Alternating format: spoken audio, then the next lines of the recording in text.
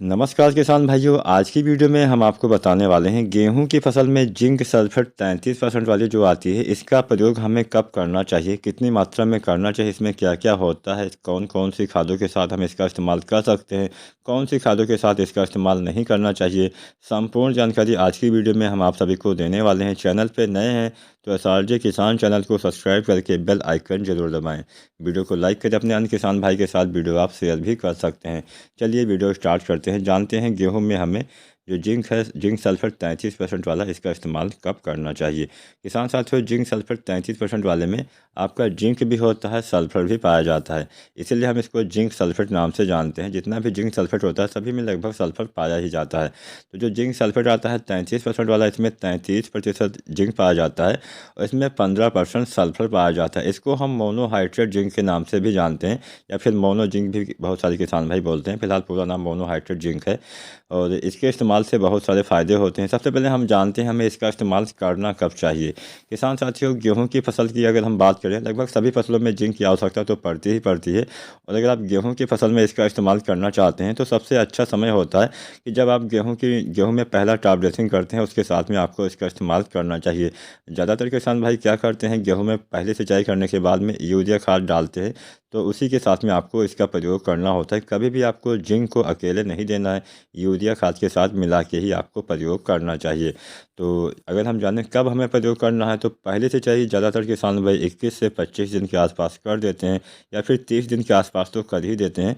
तो मान के चलिए 30 से 35 या 40 दिन के आसपास तक आपको जो जिंक है इसका इस्तेमाल गेहूँ की फसल में कर देना चाहिए। यानी बुआई के 35 से 40 दिन तक अगर आप इस्तेमाल कर देते हैं तो अच्छा लाभ आपको मिलने वाला है। अब हम ये भी जान लेते हैं कि आखिर हमें जो 33% वाली जिंक आती है, इसकी कितनी मात्रा का इस्तेमाल गेहूं की फसल में करना चाहिए। किसान भाई, जो 33% वाली जिंक आती है, इसकी आपको लगभग 5 किलोग्राम मात्रा लेनी है प्रति एकड़ के हिसाब से।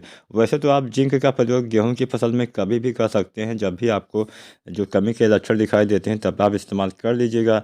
लेकिन सबसे अच्छा समय होता है पहली सिंचाई के बाद। तो पहली सिंचाई के बाद आप जब यूरिया की टॉप ड्रेसिंग करते हैं तब आप, यानी यूरिया जब आप अपने मिट्टी में डालते हैं, दानेदार यूरिया, तो यूरिया की यहाँ पे आपको लगभग 30 किलोग्राम मात्रा लेनी है। साथ में 5 किलोग्राम आपको जो जिंक आती है 33% वाली, इसका इस्तेमाल कर देना है। इसके इस्तेमाल से आपके नाइट्रोजन की पूर्ति भी हो जाएगी, साथ में जिंक की भी पूर्ति हो जाती है। किसान साथियों, अब हम ये भी जान लेते हैं कि किस खाद के साथ में आपको जिंक का इस्तेमाल बिल्कुल भी नहीं करना है।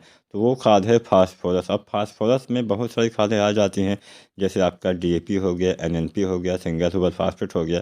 इन सभी खादों में या फिर कोई भी अन्य जिस जो खाद वाले फार्मूले हैं जिसमें फास्फोरस पाया जाता है, उन सभी खादों के साथ में कभी भी आपको जिंक का प्रयोग नहीं करना है। क्यों नहीं करना है? अगर आप फास्फोरस वाली खाद के साथ जिंक खाद का इस्तेमाल करते हैं तो दोनों तत्व अघुलनशील रूप में चले जाते हैं, जो आपके पौधे उसको ग्रहण नहीं कर पाते हैं। सीधी भाषा में अगर मैं आपको समझाऊं तो वो जो तत्व होते हैं दोनों खराब हो जाते हैं।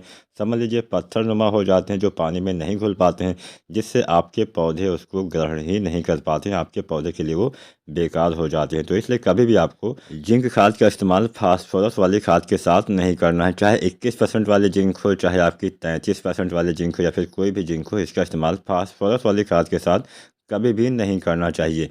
तो यहाँ पे हमने जाना कि हमें मतलब जो 33% वाले जिंक है इसका इस्तेमाल कब करना है। इसका इस्तेमाल पहले सिंचाई के बाद करना है। इसकी 5 केजी मात्रा डालनी है प्रति एकड़ के हिसाब से। साथ में 30 किलोग्राम, 25 से 30 केजी या 35 केजी तक आप यूरिया डाल सकते हैं प्रति एकड़ के हिसाब से। और पहली सिंचाई के बाद में आपको इसका इस्तेमाल करना चाहिए, जिससे अच्छा लाभ मिलेगा, अच्छी हरियाली आएगी, अच्छी ग्रोथ होगी, अधिक आपको लाभ मिल जाएगा। और अगर आप 33% वाले जिंक का स्प्रे यानी छिड़काव करना चाहते हैं तो इसकी आपको 750 ग्राम मात्रा लेनी है। साथ में 3 केजी यूरिया लेनी है और इसका छिड़काव भी आप कर सकते हैं। खड़ी फसल पे स्प्रे भी आप कर सकते हैं। तो ऐसे ऐसे भी आप डाल सकते हैं। तो उम्मीद करते हैं आज की वीडियो, आज की जानकारी पसंद आई होगी। कोई सवाल हो, कोई सुझाव हो, नीचे आप कमेंट भी कर सकते हैं। वीडियो देखने के लिए आपका बहुत बहुत धन्यवाद।